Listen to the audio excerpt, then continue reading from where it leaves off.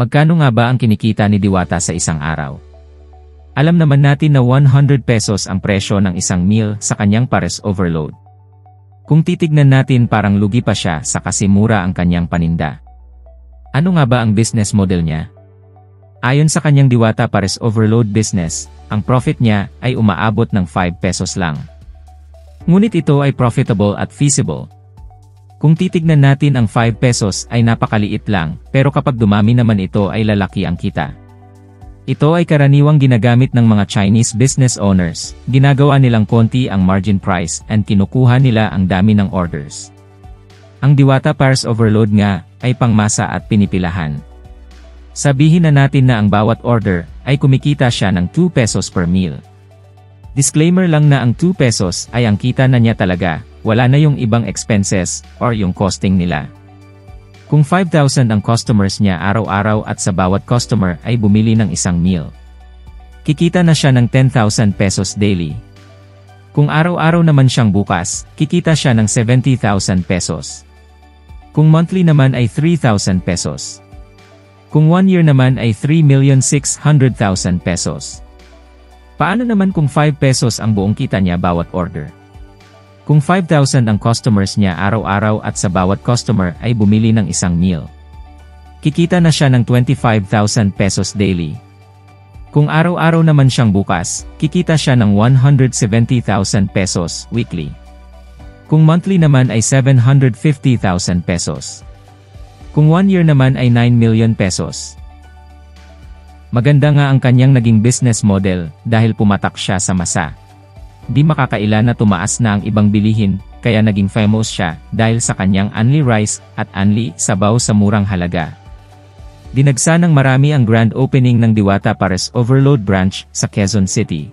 Ay Junto, ito po ang araw na mag-grand opening tayo sa Quezon City, na kung saan ready na ako.